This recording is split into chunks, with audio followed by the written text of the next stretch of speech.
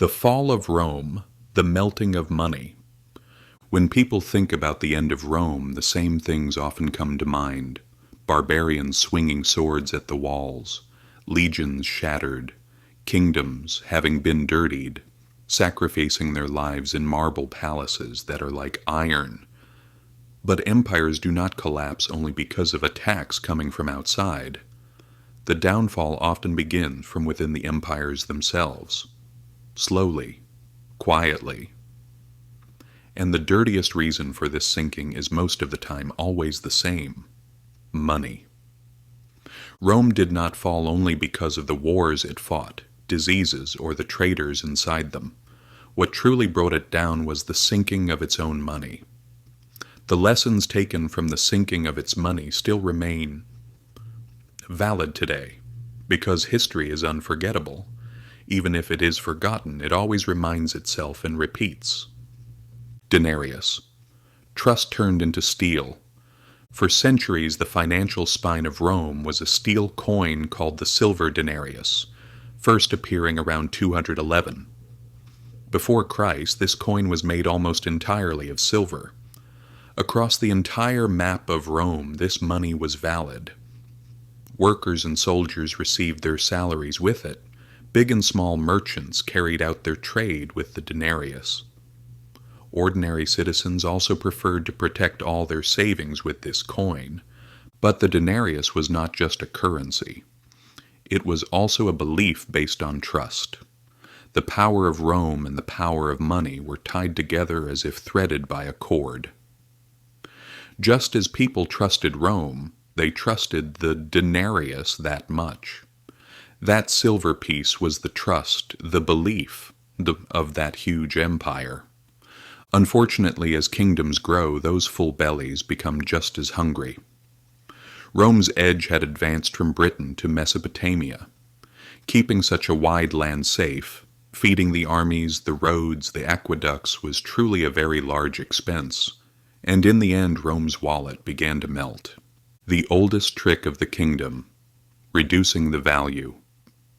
As we also know from this age, raising taxes makes us ordinary people extremely angry and infuriated. Unfortunately, kingdoms reach a solution within themselves with an old method, reducing the silver inside the money. In short, playing with the value of money. The numbers show everything. During the reign of Emperor Augustus, the denarius was 95% pure silver, so that was almost completely silver. 200 years later, in the age of Caracalla, this percentage was halved. In the middle of the 3rd century, during the time of Gallienus, it fell below 5%. It almost disappeared. That coin, which once dazzled the eye with its shine, heavy, giving confidence, was now like a thin bronze toothpick, covered with a very thin silver layer on top. Even the ordinary citizen could distinguish it when holding it. Even the sound of the money had changed, its jingling had diminished. Once trust scattered, everything kept coming after it without stopping. Inflation began. A measure of wheat that was worth 1 denarius went up to 10 times, 20 times within 1 to 2 months. Soldiers wanted much more salary. Merchants did not use such worthless money in their trade.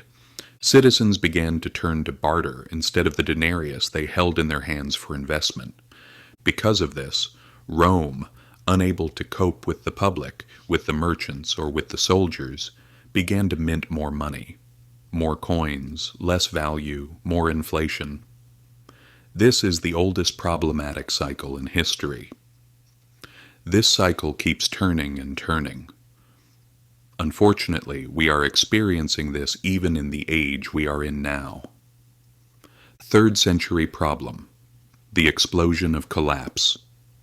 Between the years 235 and 284 after Christ. In Rome's books, this was recorded as the crisis of the 3rd century.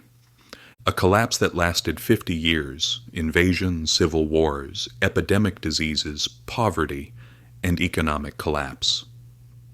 Because of this situation, emperors could not remain on the throne for months, counting the days they sat. Some were killed by their own soldiers, some were kidnapped. But the main cause behind all of these was clear. The money that was losing value and the emperors who did not try to do anything to fix it. Taxes went through the roof. They were now being collected with this almost worthless money. Peasants left their homes and lands. Trade stopped. Rome had begun to become breathless within itself. The emperors now tried to say stop and sought remedies. Price controls were imposed compulsorily. For those who did not follow the rules, the end went as far as death. But there is only one real thing. No law or rule can make a worthless coin valuable. Diocletian and the Decision of Defeat. In the year 301 after Christ, Emperor Diocletian published the harshest financial decree in history, the Edict on Maximum Prices. The prices of thousands of goods and services would be fixed. From bread, cloth, flour, wheat to worker wages and even horse-drawn carriages, everything had an upper limit. Those who exceeded the upper limit would pay with their lives. But no person can bring bread home by decree. If money has no value left, you cannot hold the price. The black market exploded. Merchants hid their goods. Official trade collapsed. The people understood once again, even an emperor cannot raise the value of money as long as the money is not valuable. New money, old trust. In the end, Rome erased the denarius completely. Constantine the Great ascended the throne and announced the new currency. Between the years 312. After Christ, he introduced a new currency, the solidus. It was made entirely of pure gold, no material was mixed into it, and because of this it was able to stand for centuries. The Eastern Rome, that is Byzantium, was able to stand for a long time thanks to this money. But we cannot say the same for Western Rome. The melting of money had also melted the soul of the kingdom.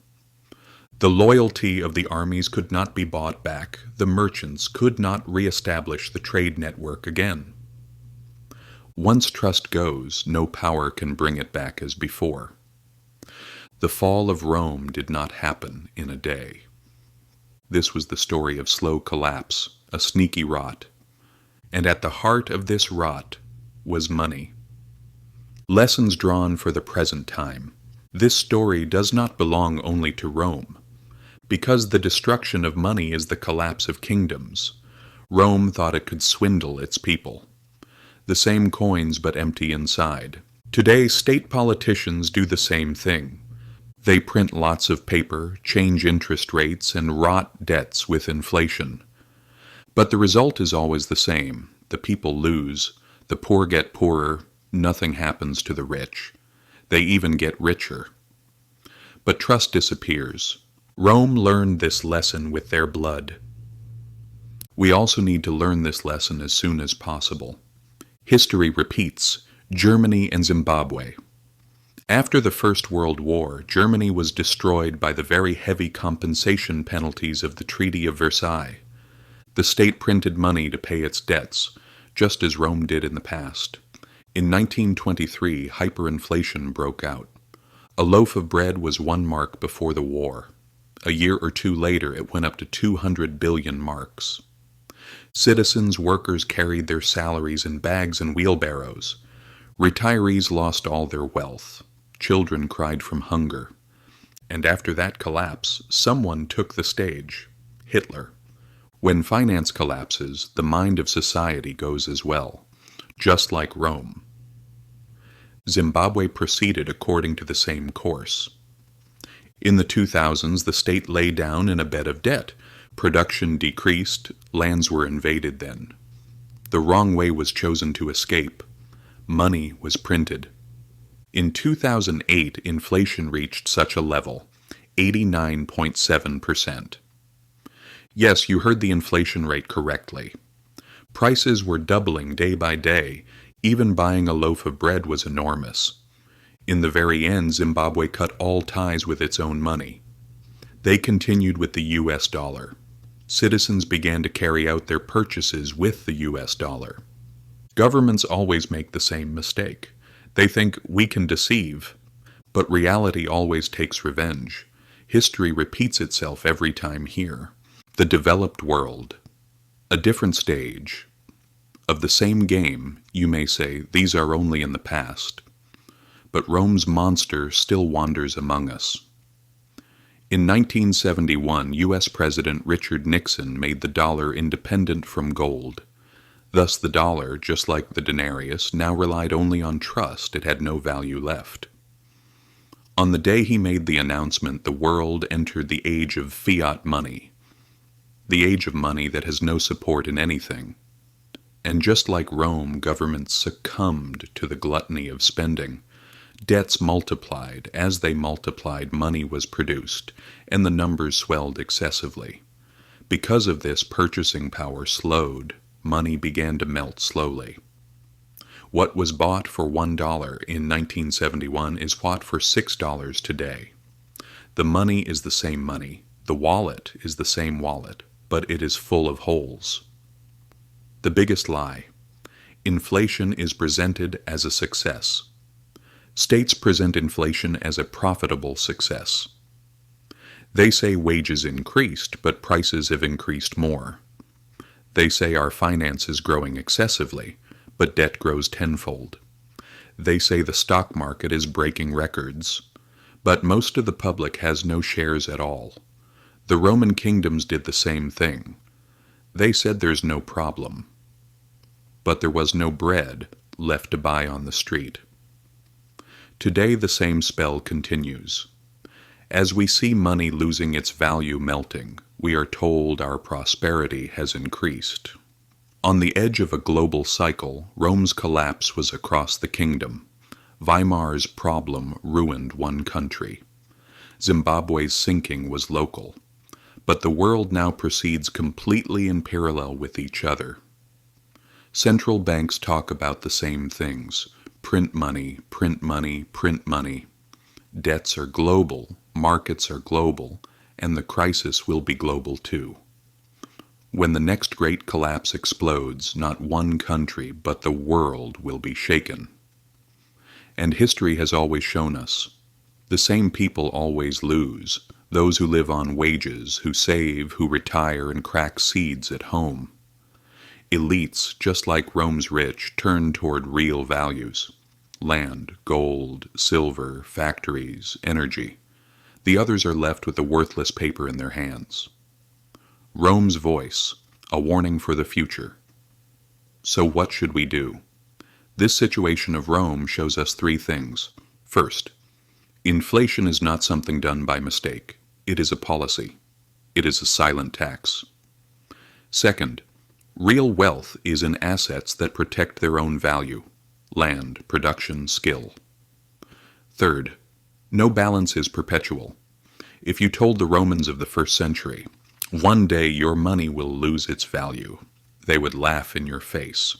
If you had said to the Germans of 1913, you will receive your salaries in bags and wheelbarrows, they would not have believed it. The people of Zimbabwe also thought their freedom would bring more comfort. But history has a sharply painful rule. Everyone always falls into the same mistake. The downfall of Rome is the story not only of kingdoms, but of ordinary citizens. It is the story of a father waiting in a bread line, of a soldier receiving his salary coin by coin in worthless pieces, of merchants closing their shops. And the rumor of this story still continues. When money lowers its power, society follows it. Contracts are broken, trade stops, armies become null and void, trust in states is lost. When the warriors came to Rome, Rome had already collapsed long before, because the real collapse had already started in wealth. History always repeats itself, but if you do not see it, you will be crushed. Rome's money problem was not wrong emperors on the throne, but the story of a system that abuses its power. And that problem is still with us. If this story gave you a new perspective, good for us. By the way, don't forget, history always speaks. Just know how to listen. Don't forget to follow us. We will inform you much more.